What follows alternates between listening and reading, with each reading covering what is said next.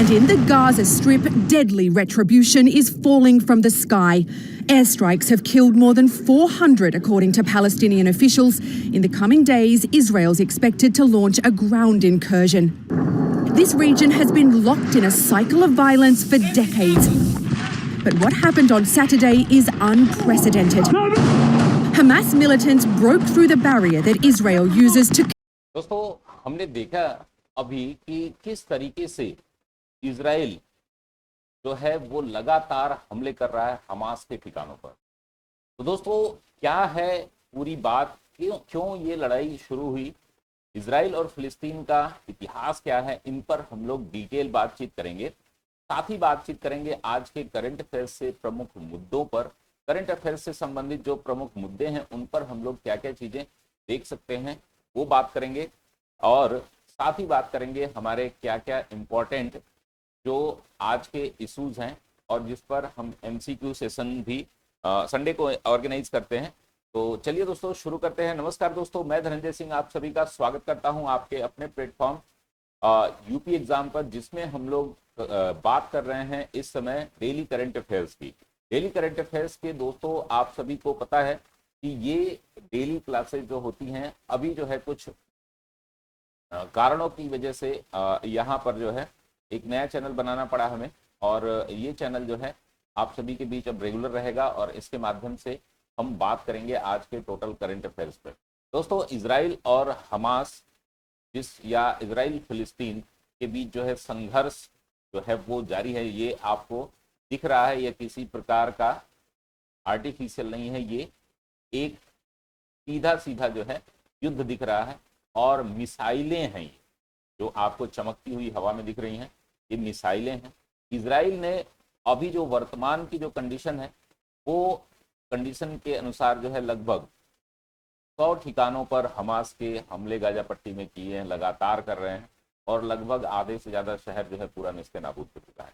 तो क्यों ऐसा स्टेप लेना पड़ा इजरायली सेना को, तो उसके बारे में हम एक वीडियो फुटेज जो देख रहे थे उस पर हम लोग फिर से आते हैं और मैं आपको समझाता हूं ये कहानी क्या शुरू हुई है।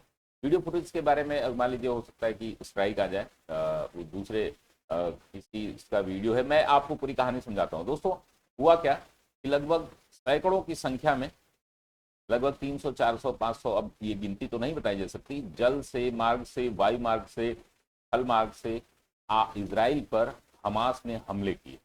लगभग 18 दिनों की एक गहन तैयारी के बाद एक माना जाता है कि 9/11 से भी बड़ा ये हमला था इजराइल पर, ये 9/11 बोला जा रहा है। हुआ क्या दोस्तों, लगभग हमने देखा कि 7 अक्टूबर से कुछ दिन पहले, 7 अक्टूबर को तो फिलिस्तीन ने हमला ही कर दिया। 7 अक्टूबर को फिलिस्तीन के आतंकी जो संगठन है हमास ने 5000 से अधिक रॉकेट दागे, यानी कि एयर स्ट्राइक बोलते हैं इसको, एयर स्ट्राइक। उसके बाद जो है जल मार्ग से, थल मार्ग से लगभग हजारों की संख्या में सैनिक जो है हमास के जो आतंकी हैं वो हमला करते हैं। सिविलियन को 1000 से अधिक सिविलियन को मार दिया जाता है।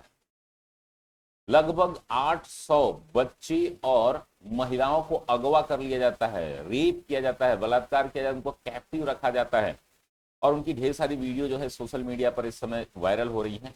आप ऐसा जघन्य अपराध और ऐसी जघन्यता, ऐसी क्रूरता आपने देखी नहीं हो।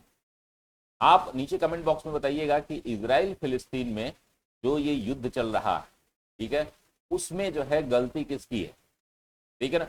कोई भी आतंकी संगठन, क्योंकि हमास एक आतंकी संगठन है, वो पूरी तरीके से अमेरिका और इजराइल द्वारा पूरी तरीके से घोषित है। अमेरिकी सैनिक भी 14, अमेरिकी नागरिक भी 14 मारे गए हैं।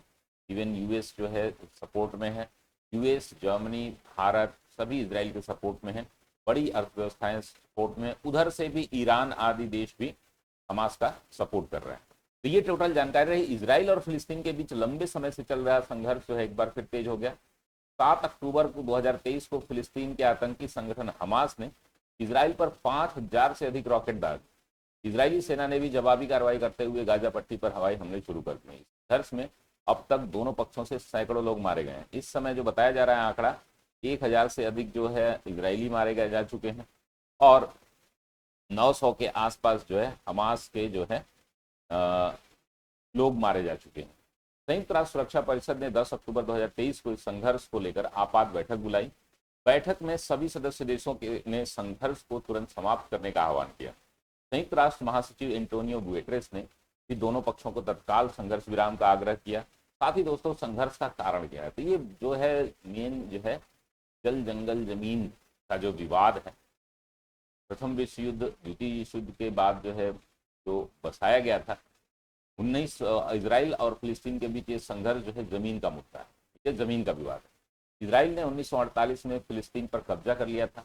फिलिस्तीनियों का दावा है कि यह भूमि उनका है और वे एक स्वतंत्र राज्य की मांग करते हैं, जो कि ये पूरा जो क्षेत्र था वो ब्रिटेन ने जीत लिया था। ब्रिटेन ने इजराइल को गिफ्ट किया है।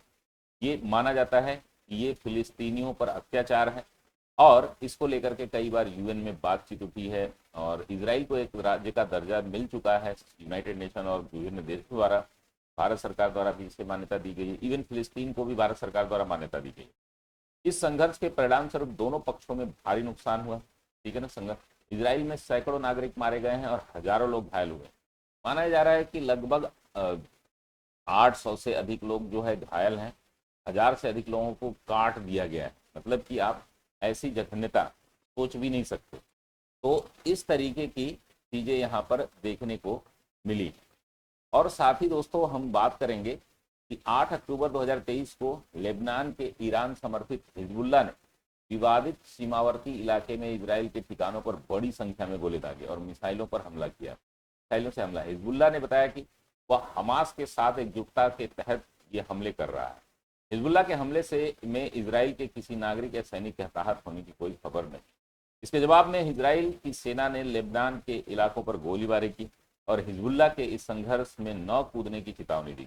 इजराइल की सेना ने कहा है कि वह हिजबुल्लाह के हमलों को जोरदार जवाब देगी।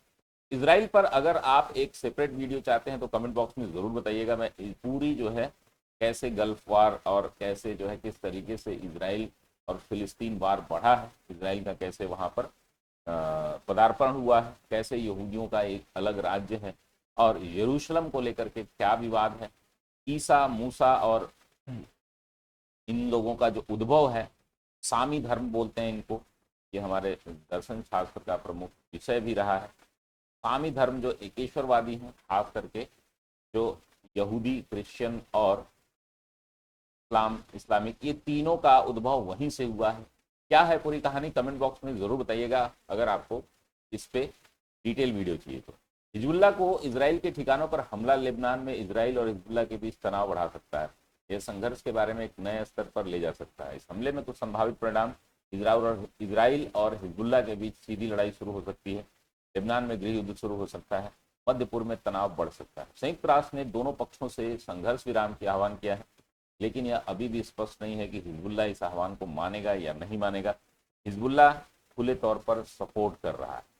दोस्तों हम बात करेंगे 19वें एशियाई खेलों की। 19वें एशियाई खेलों के समापन पर दोस्तों हमारे श्रीजेश जी दिख रहे हैं, आप जो ध्वजारोहण कर रहे हैं, मतलब कि हमारा समापन झंडा इन्होंने ही उठाया। साथ ही दोस्तों इसके और भी चीजें हम देख सकते हैं कि पूरी डिटेल वीडियो इस पर एक अलग जो है मैं बना रहा हूँ प्रश्नोत्तरी के साथ, ठीक है ना। तो वो आप जो है अभी ध्यान से देखेंगे कि इस पर एशियाई खेलों पर जो आपसे प्रश्न पूछे जा सकते हैं वो मैक्सिमम प्रश्न कौन कौन से बनेंगे, इन पर हम लोग डिटेल बातचीत करेंगे। और दोस्तों आपके लिए मैं बता दूं कि ये सारी जो चीजें हैं, ये पूरी करंट अफेयर्स जो है 7, 8 और 9 के 8, 9, 10 की करंट अफेयर्स है, 11 की, ये 3-4 दिनों की लगातार की करंट है, जो कि बहुत महत्वपूर्ण मुद्दे हैं। इन पर अलग से भी सारे वीडियो बनेंगे, खास करके एशियाई गेम्स पर और नोबेल प्राइज पर वीडियो आपको मिल जाएंगे। 8 अक्टूबर 2023 को चीन के हांगझोउ शहर में रंगारंग कार्यक्रम और मनमोहक आतिशबाजी के साथ 19वें एशियाई खेलों का समापन हुआ, ठीक है ना। इन खेलों में भारत ने 28 स्वर्ण, 38 रजत और 81 कांस्य पदकों के साथ कुल 107 पदक जीतकर चौथे स्थान पर रहा। यह भारत का एशियाई खेलों में अब तक का सर्वश्रेष्ठ पदक, ठीक है ना, सर्वश्रेष्ठ प्रदर्शन। पहली बार 100 पार, ठीक है ना, 100 पार हुए हम पहली बार, ठीक है ना। भारत ने खेलों में 14वें दिन कल 6 स्वर्ण, यानी कि 14वें दिन यानी कि 8 को 6 स्वर्ण, 4 रजत और 2 कांस्य पदक जीतकर कुल 12 पदक जीते। भारत को ऐतिहासिक 100वां मेडल जो है महिला कबड्डी में के रूप में पदक जीता, और जो ईरान से बड़ा ही दिलचस्प मुकाबला था, और की फुटेज भी आप देख रहे हैं सोशल मीडिया पर वायरल हो रही है। 107 आप याद रखेंगे। अच्छा, कमेंट बॉक्स में बताइए टॉप 3 कंट्री कौन है, तो मैं बता चुका हूं, ठीक है ना। टॉप 3 कंट्रीज जो है, भारत चौथे पर है ना, और सभी लोग जानते हो बहुत सारी चीजें वायरल हो रही हैं, आप लोग उसमें तो जरूर ध्यान दिए होंगे, ठीक है ना। टॉप 3 कंट्रीज कौन है, कमेंट बॉक्स में बताते रहें। जो भी प्रश्न मैं आपसे पूछता रहूं, इजराइल की राजधानी कहां पर है, ये आप बताइए। इजराइल के इस समय जो है प्रधानमंत्री कौन है, इजराइल की राजधानी आप बताइए, और प्रधानमंत्री कौन है। देश को सबसे अधिक 29 पदक एथलेटिक्स में मिले, ठीक है ना, ये आपको याद रखना है। भाला फेंक स्पर्धा में नीरज चोपड़ा ने स्वर्ण और किशोर कुमार जेना, अब मैंने बताया था ना, जब पिछली बार हमने वर्ल्ड चैंपियनशिप देखा था, इसमें जेना का चौथा 5वां स्थान था। मैंने बताया था एक और हीरो हमारा तैयार हो रहा है, जो जेवलिन में हम कभी कुछ सोच सकते भी नहीं थे, इस प्रकार के खेल के बारे में भी अभी 4 साल पहले हम कभी सोच नहीं सकते थे। आज नीरज चोपड़ा की वजह से और जेना जैसे हमारे युवा कर्मठ लोगों की वजह से हम देख रहे हैं कि 2-2 पदक, हमारा गोल्ड भी है, हमारा सिल्वर भी है। निशानेबाजी में भारत ने 7 स्वर्ण सहित 22 पदक जीते, क्लियर है ना। भारतीय क्रिकेट और कबड्डी टीमों ने भी स्वर्ण पदक हासिल किया। पुरुष हॉकी टीम में भारत ने स्वर्ण पदक जीतकर पेरिस ओलंपिक का कोटा जो है हासिल किया है। वही महिला हॉकी टीम ने भी कांस्य पदक जीता। बैडमिंटन में सात्विक साईराज रंकी रेड्डी और चिराग शेट्टी की जोड़ी ने पहली बार पुरुष ग्लोबल में स्वर्ण पदक जीता है। टेनिस में रोहन बोपन्ना ऋतुजा भोसले ने मिक्स डबल का स्वर्ण पदक जीता है। स्क्वैश में दीपिका पल्लिकल जो कि दिनेश कार्तिक की वाइफ है, और हरिंदर पाल सिंह संधू ने एशियाई खेलों के इतिहास में पहली बार मिक्स डबल का स्वर्ण पदक स्क्वैश में जीता है। ये आप बहुत ही मोस्ट इंपॉर्टेंट है, इसमें कुछ चीजें हैं जो पहली बार हुई है ना, वो आप लोग जरूर याद रखेंगे। इसके लिए अलग में सेपरेट नोट्स है, करेंट कंटेंट है, प्रश्नोत्तरी के साथ में इसको कराऊंगा। तीरंदाजी में भारत ने 9 पदक हासिल किए। ज्योति सुरेखा वेन्नम ने एशियाई खेलों का रिकॉर्ड बनाते हुए महिला कंपाउंड का स्वर्ण पदक जीता। भारत ने 41 वर्षों में पहली बार घुड़सवारी में स्वर्ण पदक जीता है, ठीक है ना। अब ये देखिए कितना इंपॉर्टेंट इसमें फैक्ट।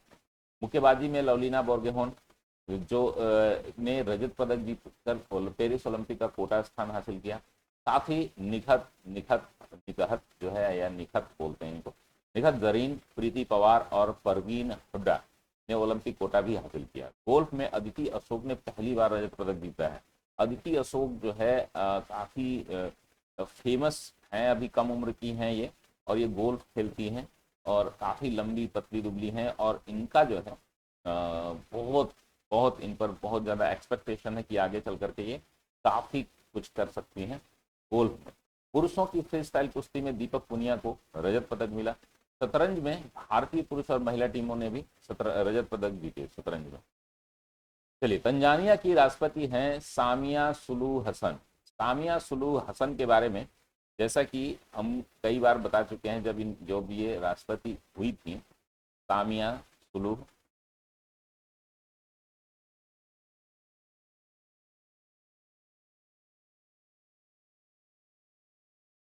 तंजानिया की बनी थी, और मेरे ख्याल से ये पहली है, ठीक है ना, फर्स्ट वुमेन है जो राष्ट्रपति बनी है। मैंने पढ़ाया था इनको। अब ये भारत आई है, तो भारत और तंजानिया के बारे में हम लोग देखेंगे। तंजानिया जो है अफ्रीका के किस भाग में, अभी हम लोग तंजानिया पर द्विपक्षीय संबंधों के बारे में एक और न्यूज है जो बायलैटरल रिलेशनशिप में, तो उसमें हम देखेंगे भी कि कौन सा, आप बताएंगे कि तंजानिया अफ्रीका में पड़ता है, तो ये दक्षिण अफ्रीका में है, उत्तर अफ्रीका में है, या ईस्ट अफ्रीका में या वेस्ट अफ्रीका में। कमेंट बॉक्स में कमेंट करिए, इसको अभी हम लोग मैथ के माध्यम से देखेंगे। तंजानिया की राष्ट्रपति जो है सामिया सुलू हसन 7 अक्टूबर 2023 को भारत की 4 दिवसीय सरकारी यात्रा पर नई दिल्ली पहुंचे। यह उनकी राष्ट्रपति बनने के बाद पहली भारत यात्रा थी। अपनी यात्रा के दौरान राष्ट्रपति हसन ने राष्ट्रपति द्रौपदी मुर्मू, प्रधानमंत्री नरेंद्र मोदी और विदेश मंत्री एस जयशंकर से मुलाकात की। उन्होंने भारत और तंजानिया के बीच द्विपक्षीय संबंधों को मजबूत करने और बढ़ावा देने पर चर्चा की है। तंजानिया के बारे में अभी हम लोग डिटेल में देखेंगे दूसरी न्यूज में।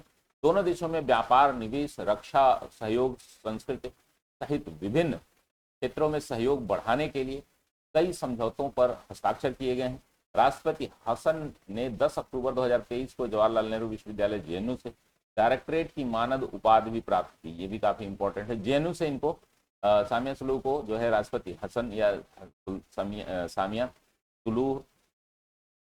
सुलूह हसन जो है, इनको जो है डायरेक्टरेट की उपाधि दी गई। हसन को की भारत यात्रा दोनों देशों के बीच संबंधों को मजबूत करने के लिए एक महत्वपूर्ण कदम है। अब थोड़ा सा भारत और तंजानिया के बीच जो है कुछ संबंध को हमने देखते हैं कूटनीतिक तौर पर। इसमें कुछ जो अभी हमारे जो बायलैटरल कुछ एग्रीमेंट हुए हैं उनको अलग से न्यूज में देखेंगे। भारत और तंजानिया के बीच संबंध लंबे समय से, दोनों देश 1964 में कूटनीतिक संबंध स्थापित किए। दोनों देश संस्कृति, शिक्षा, व्यापार सहित विभिन्न क्षेत्रों में सहयोग करते हैं। भारत तंजानिया में कई विकास परियोजनाएं भी शामिल, ठीक है ना, इनके बारे में हम लोग आगे देखेंगे।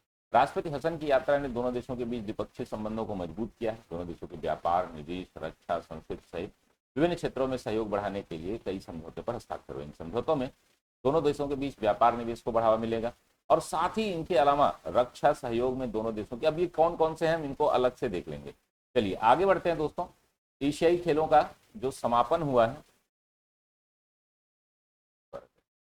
चलिए कुछ हमारे कार्यक्रम हैं, इन कार्यक्रमों को आप जो है एंजॉय कर सकते हैं हमारे ऐप के माध्यम से। डेली आंसर राइटिंग प्रैक्टिस जो है 8 दिन हो चुके हैं, ठीक है ना, 8 दिन। कुछ 1-2 दिन की वीडियो नहीं है, वो आज सभी को अब मिल जाएगी कंप्लीट।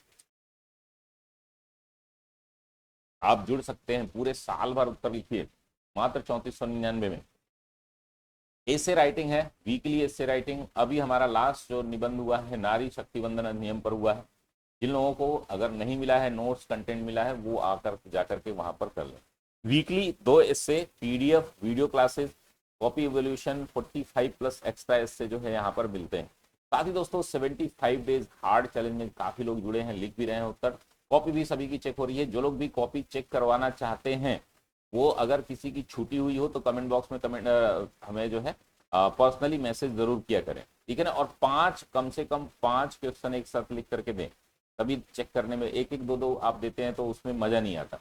आपकी पूरी जो है ना क्वालिटी दिखती नहीं है, एक ही प्रश्न में 2 प्रश्न में नहीं हो पाती है। तो आप 5 प्रश्न मिनिमम करके देंगे। 120 प्रश्न हमें यहाँ लिखने हैं। चलिए आगे देखते हैं दोस्तों। विद्यार्थी परामर्श कार्यक्रम का उद्घाटन, मिशन सचिवालय। अभी मैं आप सभी को बता दे रहा हूँ कि एक हमारा मिशन सचिवालय जो कार्यक्रम चल रहा है 90 डेज, ठीक है ना, 90 डेज मिशन सचिवालय, उससे जिसे भी जुड़ना हो आप जो है हमें नीचे कमेंट बॉक्स में मैसेज कर दीजिए, या हमारा ये व्हाट्सअप नंबर है, इस पर आप व्हाट्सअप करिए मिशन सचिवालय लिख करके। आज शाम तक ये ग्रुप बन जाएगा। ये फ्री क्लासेस भी इसमें है और पेड बैच वालों के लिए अलग ग्रुप है। ये फ्री वाले जो जुड़ना चाहते हैं, जिनको डेली नोट्स करंट के और हमारे जो डेली एमसीक्यू सेशन होंगे उनके पीडीएफ अगर आपको चाहिए, आप जो है यहाँ पर जरूर ज्वाइन करें। क्लियर है ना। और उसका शेड्यूल सबसे इंपॉर्टेंट है। कल एक मैंने वीडियो बनाया है, उस वीडियो को अच्छे से देखिए और अपने दोस्तों के बीच शेयर करिए। विद्यार्थी परामर्श कार्यक्रम का उद्घाटन जो है केंद्रीय वित्त मंत्री निर्मला सीतारमन ने बीएचयू वाराणसी में किया है। चलिए देखते हैं इनको डिटेल में क्या है इनसे संबंधित न्यूज। केंद्रीय वित्त मंत्री निर्मला सीतारमन जी ने 8 अक्टूबर 2023 को वाराणसी के बनारस हिंदू विश्वविद्यालय बीएचयू में आयोजित विद्यार्थी परामर्श कार्यक्रम का उद्घाटन किया। तो अब देखिए केंद्रीय वित्त मंत्री आ रही हैं आपके बीएचयू प्रांगण में, तो ये काफी इंपॉर्टेंट हो जाता है, तो ये याद रखें। विद्यार्थी परामर्श कार्यक्रम है बस, ठीक है ना। कार्यक्रम के उद्घाटन समारोह में श्रीमती सीतारमन ने कहा कि यह कार्यक्रम छात्रों को उनके कौशल क्षमताओं को विकसित करने में मदद करेगा। उन्होंने कहा कि छात्रों में अपने करियर के बारे में सोचने, योजना बनाने के लिए पर्याप्त समय मिलना चाहिए। कार्यक्रम में छात्रों के विभिन्न क्षेत्रों में करियर के अवसरों की जानकारी दी गई। साथ ही उन्हें करियर के विकल्पों को चुनने, लक्ष्य प्राप्त करने आदि से संबंधित कदम उठाए गए। छात्र परामर्श कार्यक्रम जो है उसका उद्देश्य क्या है? छात्रों को उनके करियर के बारे में सही निर्णय लेने की मदद करना, छात्रों को उनके कौशल और क्षमताओं को विकसित करने में मदद करना, छात्रों को विभिन्न क्षेत्रों में करियर के अवसरों के बारे में जानकारी देना। ये साथ ही दोस्तों हमारा मध्य क्षेत्रीय परिषद की 24वीं बैठक हुई। अच्छा, कुल कितनी क्षेत्रीय परिषदें हैं? जो रीजनल काउंसिल बोलते हैं, कमेंट बॉक्स में बताइए। कुल कितनी क्षेत्रीय परिषदें हैं, लास्ट में मैं अभी बताऊंगा, लेकिन आप जो है कमेंट बॉक्स में, जब भी वीडियो पे मैं कोई प्रश्न पूछूं तो आप तुरंत जो है उसको पॉज करके अपना उत्तर जरूर दें। क्लियर है ना। मध्य क्षेत्रीय परिषद की 24वीं बैठक है, 7 अक्टूबर के आसपास हुई, 7-8 अक्टूबर को। और ये जो है हमारे गृह मंत्री माननीय अमित शाह जी द्वारा जो है इसकी अध्यक्षता की गई। आप देख रहे हैं धामी जी हैं, उत्तराखंड के मुख्यमंत्री, उत्तर प्रदेश के मुख्यमंत्री माननीय योगी जी हैं। अब ये सभी लोग जो है केंद्रीय गृह मंत्री अमित शाह ने 7 अक्टूबर 2023 को उत्तराखंड के टिहरी जिले में मध्य क्षेत्रीय परिषद 24वीं बैठक की अध्यक्षता की। बैठक में उत्तराखंड, उत्तर प्रदेश और मध्य प्रदेश के मुख्यमंत्री शामिल, ठीक है ना, यानी कि मामा जी भी थे। बैठक में क्षेत्रीय विकास, कानून व्यवस्था, आपदा प्रबंधन और अन्य क्षेत्रों में सहयोग पर चर्चा हुई। बैठक में क्षेत्र में बुनियादी ढांचे के विकास, रोजगार सृजन और अन्य विकासात्मक पहलों पर भी चर्चा हुई। बैठक के बाद गृह मंत्री शाह ने कहा कि बैठकों में क्षेत्रीय विकास के लिए कई महत्वपूर्ण निर्णय लिए गए। उन्होंने कहा कि ये निर्णयों को क्षेत्र में विकास को गति मिलेगी। अब ये निर्णय कौन कौन से हैं? क्षेत्र में बुनियादी ढांचे के विकास के लिए 1000 करोड़ रुपए का आवंटन, क्षेत्र में रोजगार सृजन के लिए 500 करोड़ रुपए का आवंटन, क्षेत्र में आपदा प्रबंधन के लिए 250 करोड़ रुपए का आवंटन। और बैठक में क्षेत्र में विकास के कई अन्य महत्वपूर्ण निर्णय भी लिए गए। 3 महत्वपूर्ण निर्णय हैं, जिसमें 1000 करोड़ रुपए का इंफ्रास्ट्रक्चर डेवलपमेंट, 500 करोड़ का एम्प्लॉयमेंट जनरेशन के लिए, और साथ ही जो है आपका 250 करोड़ का जो है ये डिजास्टर मैनेजमेंट के लिए दिया गया। भारत में 6 क्षेत्रीय परिषदें हैं जो देश के निम्नलिखित क्षेत्रों में विभाजित है। उत्तरी क्षेत्रीय, अब देखिए हम लोग याद कैसे करेंगे क्षेत्रीय परिषदों के बारे में। एक हो गया नॉर्थ, एक हो गया साउथ, एक हो गया ईस्ट, एक हो गया वेस्ट। ये आप जो है 4 तो ऐसे हो गए, यानी कि उत्तरी, मध्य, एक मध्य हो गया, 5 हो गए, ठीक है। तो और एक हो गया नॉर्थ ईस्ट, ये नॉर्थ ईस्ट। ये वाली इमेज आप याद रखिए, ठीक है ना। एक नॉर्थ हो गया, ईस्ट हो गया, एक नॉर्थ ईस्ट हो गया, 3 तो यही हो गई। फिर एक साउथ हो गया, एक वेस्ट हो गया, ठीक है, एक मिडिल हो गया, सेंटर हो गया, मिडिल जो भी बोलते।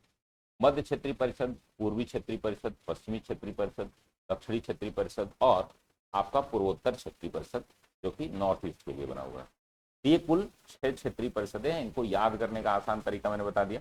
कमेंट बॉक्स में बताते रहिए, जो भी प्रश्न मैं पूछूं जो है वो बताते रहिए। बाल यौन शोषण सामग्री CSAM, ठीक है ना, CS चाइल्ड पोर्नोग्राफी से संबंधित CSAM को हटाने के लिए सोशल मीडिया प्लेटफॉर्म X यानी कि आपका ट्विटर, यूट्यूब और टेलीग्राम को नोटिस जारी की गई। यहाँ पर आप देखते हैं सबसे ज्यादा पोर्नोग्राफी से संबंधित, खास करके टेलीग्राम पे तो एकदम बाढ़ लगी रहती है। उसके लिए बहुत सारे चैनल आदि हैं टेलीग्राम पर, उसके लिए नोटिस जारी हुई। इलेक्ट्रॉनिक्स और सूचना तकनीकी मंत्रालय ने देश में बाल यौन शोषण सामग्री CSAM को हटाने के लिए social media platform X, YouTube और टेलीग्राम को नोटिस जारी की।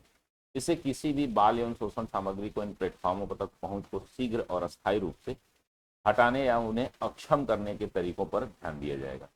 मंत्रालय ने 3 सोशल मीडिया मध्यस्थों को चेतावनी दी है कि नोटिस के अनुपालन के किसी भी तरह से देरी होने पर IT अधिनियम धारा 79, IT एक्ट जो है 79 के तहत उनकी सुरक्षा वापस ले ली जाएगी, जो वर्तमान में उन्हें कानूनी दायित्व से बचाती है।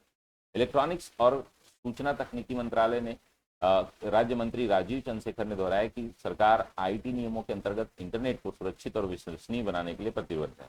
उन्होंने कहा कि IT अधिनियम के अंतर्गत सूचना तकनीकी नियम के अनुसार सख्त अपेक्षा रखी जाती है कि अपने प्लेटफॉर्म से आपराधिक और हानिकारक पोस्ट की अनुमति न दें, जिसको लेकर के काफी विवाद भी रहता है, ठीक है ना। तो ये आप ध्यान में रखेंगे। साथ ही दोस्तों GI टैग दिया गया अरुणाचल के 3 प्रोडक्ट को, ठीक है ना। तो इन तीनों प्रोडक्ट के बारे में हम लोग डिटेल बात करेंगे और काफी इंपॉर्टेंट ये आज का टॉपिक रहेगा। अरुणाचल की याक चुरपी जो है, याक का दूध का पनीर होता है, इसके बारे में भी बात। साथ ही हाव ताई एक आमती चावल, ठीक है ना, एक चावल है जो विशेष प्रकार का है। और तांगसा कपड़ा, जो अभी मैंने कपड़ा दिखाया था, ये तांगसा कपड़ा है ना। इन तीनों को जीआई टैग दिया गया, तीनों अरुणाचल से। अरुणाचल प्रदेश राज्य के लिए महत्वपूर्ण उपलब्धि है क्योंकि इन उत्पादों के अद्वितीय गुणों और क्षेत्र के साथ इनके गहरे संबंध को मान्यता देता है। अरुणाचल याक चुरपी एक पारंपरिक पनीर है जो याक के दूध से बनाया जाता है, जो उच्च ऊंचाई वाले क्षेत्रों में अनुकूलित मवेशियों की एक नस्ल है। याक के बारे में आप लोगों को पता होगा, ठीक है ना, उसके दूध से ये बनाया जाता है। पनीर की एक अनूठी स्वाद प्रोफाइल होती है, इसमें थोड़ा खट्टा और नमकीन स्वाद होता है। यह अरुणाचल प्रदेश में एक लोकप्रिय स्नैक्स फूड है और इसका उपयोग विभिन्न प्रकार के व्यंजनों में किया जाता है। तो अरुणाचल की याक चुरपी। खाव ताई जो है खामती चावल, एक प्रकार का चिपचिपा चावल है जो अरुणाचल प्रदेश के खामती जनजाति द्वारा खाया जाता है। खामती जो है इनके खामती लाही राइस जो है, ये लिखा गया है ना, ये ऑनलाइन शायद मिलता है। तो ये जो है उनकी ट्राइबल हैं, ट्राइबल सोसाइटी से लोग हैं, खामती ट्राइबल, इनके द्वारा किया जाता है। स्वाद है और अपने उच्च पोषण मूल्य के लिए जाना जाता है। खाव ताई चावल खामती लोगों की संस्कृति और आहार का एक महत्वपूर्ण हिस्सा है। तांगसा कपड़ा एक प्रकार का हाथ से बुना हुआ कपड़ा है जो अरुणाचल प्रदेश में तांगसा जनजाति द्वारा निर्मित किया जाता है, जो मैंने शुरू में दिखाया था। यह कपड़ा अपने जटिल पैटर्न और जीवंत रंगों के लिए जाना जाता है। तांगसा वस्त्र का उपयोग जो है शॉल, पोशाक और स्कर्ट सहित विभिन्न प्रकार के परिधान बनाने में किया जाता है। विभिन्न प्रकार के जो है कपड़े भी आप देखते होंगे जो इनसे। Tata literature life time achievement पुरस्कार, लाइव भी है, हम यहाँ पर देखेंगे टाटा लिटरेचर लाइव, है ना। ये अवार्ड जो है किसको दिया गया है दोस्तों? CS लक्ष्मी को दिया गया है। अंबाई इनका नाम, ठीक है। तमिल लेखिका जो है अंबाई, जिन्हें कोयम्बटूर के CS लक्ष्मी के रूप में जन्म हुआ था, वो 2023 में प्रतिष्ठित Tata literature life time achievement पुरस्कार से सम्मानित किया गया है। यह पुरस्कार भारतीय लेखन और साहित्य और उनके निरंतर उत्कृष्ट योगदान के लिए दिया जाता है। अंबाई एक प्रतिष्ठित नारीवादी लेखक है जिन्हें अपने साहित्यिक कार्यों के माध्यम से समाज में महिलाओं की रूढ़िवादिता की साहसिक खोजों के लिए जाना जाता है। उनकी कहानियां महिलाओं के जीवन में विभिन्न पहलुओं में उजागर करती हैं, इसमें प्यार, संबंध, खोज, यात्रा आदि शामिल है। अंबाई ने अपने करियर में कई पुरस्कार जीते हैं, इसमें साहित्य अकादमी पुरस्कार, कथा पुरस्कार और इंदिरा गांधी राष्ट्रीय महिला पुरस्कार शामिल है। अंबाई के पुरस्कार के बारे में टाटा लिटरेचर लाइव के अध्यक्ष और प्रबंध निदेशक प्रियंका बख्शी ने कहा, अंबाई एक ऐसा लेखक है जो ऐसी लेखिका है जो अपनी विशिष्ट लेखन शैली और गहरी अंतर्दृष्टि के लिए जानी जाती है। तो ये इनका अंबाई का नाम याद रखेगा। उनकी कहानियां महिलाओं के जीवन विभिन्न पहलुओं को उजागर करती हैं, ठीक है ना। तो ये हम लोग देख चुके हैं, तो ये आप ध्यान में रखें। पूसा 44 धान, अब ये चर्चा में क्यों दोस्तों? तो ये तो बहुत पानी मांगता है। पूसा धान जो है, जो लोग धान की खेती के बारे में जानते होंगे, तो धान जो है एक हाईली वाटर इंटेंसिव क्रॉप, वहाँ पर पानी की खूब ज़रूरत पड़ती है। तो कुछ धान जो होते हैं जो कम पानी में हो जाते हैं, लेकिन कुछ धान ऐसे होते हैं कि जिनमें बहुत सारा पानी चाहिए होता है, उनको कई बार पानी चाहिए होता है। तो ये क्या करते हैं, पानी की खपत बढ़ा देते हैं। पंजाब ने इस पे एक निर्णय लिया है कि इसको पूरी तरीके से बैन कर दिया जाएगा। लगभग 12 से 13% जो है खेतों में पंजाब के ये बोया जाता है और इससे जो है बहुत ज़्यादा पानी की खपत होती है। पंजाब के मुख्यमंत्री भगवंत मान ने 5 अक्टूबर 2023 की घोषणा की है कि राज्य अगले साल से पूसा 44 धान किस्म की खेती पर प्रतिबंध लगा देगा। यह प्रतिबंध राज्य में पानी की कमी को कम करने के लिए किया जा रहा है। पूसा 44 एक लंबी अवधि वाली धान की किस्म है, जिसका मतलब है कि इसे पकने में अधिक समय लगता है। इस किस्म की खेती के लिए अधिक पानी की आवश्यकता होती है, जो पंजाब के लिए एक समस्या है। राज्य में पानी की कमी एक गंभीर समस्या है और धान की खेती राज्य में पानी खपत का सबसे बड़ा स्रोत हो गया है।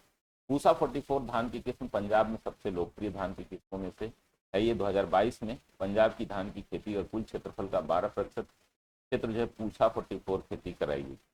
पूसा 44 धान की किस्म पर प्रतिबंध लगाने से पंजाब में पानी की खपत को कम करने में मदद मिलेगी। वह राज्य में जल संसाधनों को संरक्षित करने और भूजल स्तर बढ़ाने में मदद करेगा।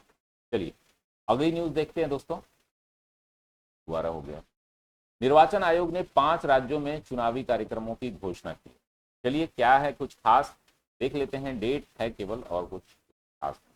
निर्वाचन आयोग ने 5 राज्यों में चुनावी कार्यक्रम, माना जा रहा है एक देश एक चुनाव कराया जा सकता है इस बार इन 5 राज्यों के साथ, लेकिन ऐसा नहीं हुआ और इनकी जो है नवंबर में ही चुनाव कराए जाएंगे, दिसंबर तक रिजल्ट आ जाएंगे। तो ये निर्वाचन मध्य प्रदेश, छत्तीसगढ़, राजस्थान, तेलंगाना और मिजोरम 5 बड़े राज्य हैं, जो मिजोरम को छोड़कर के 4 तो बड़े राज्य हैं इनमें जो है कराया जा रहा है। मध्य प्रदेश में एक चरण में होगा 17 नवंबर को, छत्तीसगढ़ में 2 चरण में होगा 7 और 17 नवंबर को, और राजस्थान में 23 नवंबर को एक ही चरण में, मिजोरम में 7 नवंबर को एक ही चरण में, तेलंगाना में 30 नवंबर को एक ही चरण में होगा।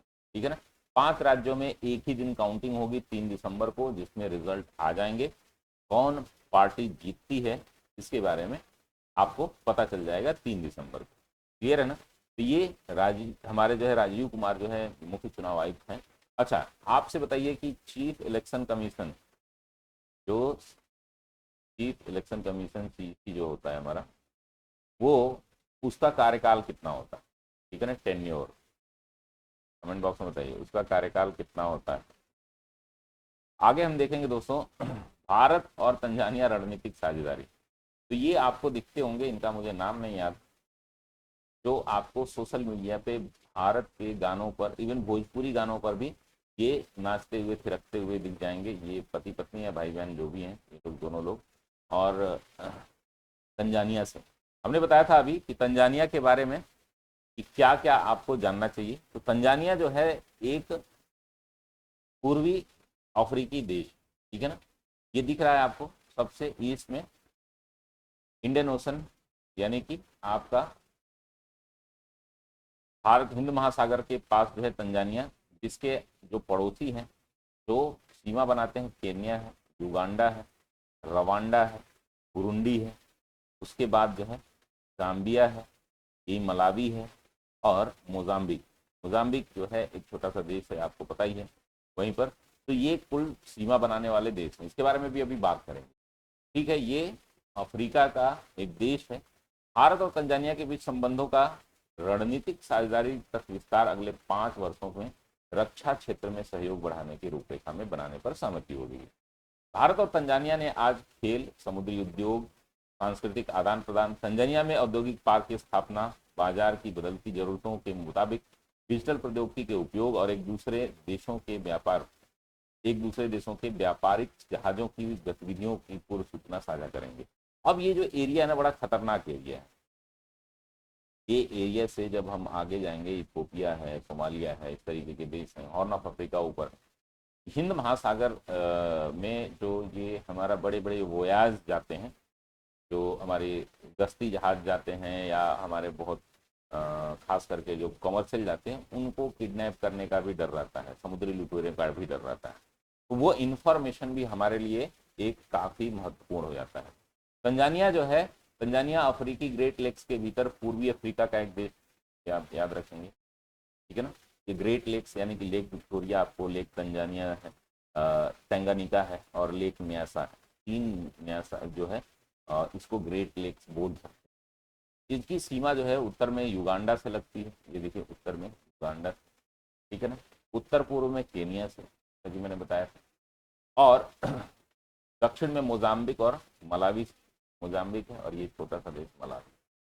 क्लियर है ना, जाम्बिया से भी लगती है, ठीक है ना। दक्षिण पश्चिम में जाम्बिया और पश्चिम में किससे लगती है, आपकी जायरे से। ये जो है ये सीमा जो है इससे बना देते हैं, जायरे से और ये जाम्बिया। क्लियर है ना। तो ये आप ध्यान में रखें। आज की अंतिम न्यूज है दोस्तों, अर्थशास्त्र का नोबेल पुरस्कार। अब चूंकि ये 3 दिन की जो बहुत इंपॉर्टेंट न्यूज है वो आपको यहाँ पर 4 दिन की दी जा रही है, ठीक है ना। क्लाउडिया गोल्डिन जो है, उनको अर्थशास्त्र का नोबेल पुरस्कार दिया गया और ये 30वीं महिला है जिनको ये नोबेल पुरस्कार मिला है, महिलाओं को इकोनॉमी के क्षेत्र। वर्ष 2023 का अर्थशास्त्र का पुरस्कार हार्वर्ड यूनिवर्सिटी की प्रोफेसर क्लाउडिया गोल्डिन को प्रदान किया जाएगा। Royal Swedish academy of sciences ने आज घोषणा की। क्लाउडिया गोल्डिन को यह पुरस्कार महिलाओं के श्रम बाजार में के परिणामों के बारे में हमारी समझ को उन्नत करने के लिए दिया गया है। यानी कि जो हमारा लेबर फोर्स है, स्पेशली विमेन का, वह मार्केट में उसकी कम कीमत भी है और साथ ही साथ उसका उपयोग भी हम नहीं कर पाते हैं। इस पर इन्होंने रिसर्च लगाया अब तक सिर्फ 2 महिलाओं यानी कि एलिनोर ओस्ट्रोम और एस्थर डफ्लो को आर्थिक विज्ञान में असाधारण योगदान के लिए नोबेल पुरस्कार से सम्मानित किया गया था, मेरे ख्याल से 2020 में किया गया था। और यह सम्मान पाने वाली तीसरी महिला होंगी। अरसाफ का नोबेल पुरस्कार 1968 में सबसे बाद में ये शुरू किया गया, लेकिन पहली बार 1969 में दिया गया था। अरसाफ में पहला पुरस्कार 1969 में रैगनर फ्रिक्स और जॉन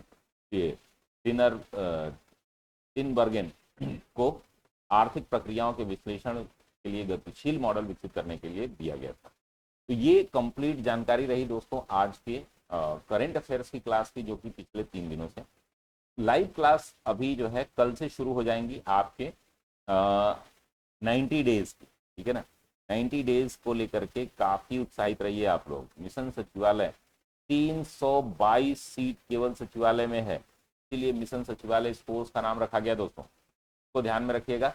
ये हमारा मेंस का कोर्स है। अगर आप तैयारी करते हैं यूपीपीसीएस मुख्य परीक्षा की, तो आप मात्र 3499 में ये कोर्स ले सकते हैं, जिसमें आप डेली आंसर राइटिंग कर सकते हैं। साथ ही वीकली ऐसे राइटिंग का भी प्रोग्राम मात्र 999 में, और हमारा जो है 75 डे हार्ड चैलेंज का है, ये मात्र 1099 में।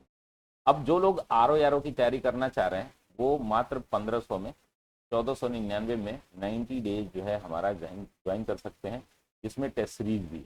टेस्ट के लिए कल जो है कोर्स आपको आ जाएगा। तो ये 1499 में है, कंप्लीट क्लासेस के साथ आपकी टेस्ट सीरीज भी इसमें इंक्लूडेड रहेगी।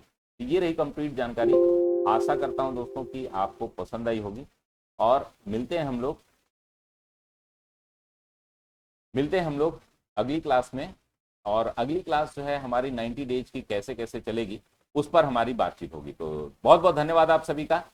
मिलते हैं हम लोग अगली क्लास में। तब तक के लिए स्वस्थ रहिए, मस्त रहिए, व्यस्त रहिए, और इस चैनल को प्रमोट करिए, अपने दोस्तों को सब्सक्राइब करिए। एटलीस्ट जो लोग वीडियो देख रहे हैं वो लोग सब्सक्राइब करें, क्योंकि जो मेरा पुराना चैनल है वो हैक हो गया किसी कारणों से। हालांकि रिकवरी हो गई है, लेकिन उसमें बहुत सारे एल्गोरिदम में समस्याएं आ गई हैं, तो उसको आप लोग थोड़े दिन बाद जो है उस पर क्लासेज लें। बहुत बहुत धन्यवाद।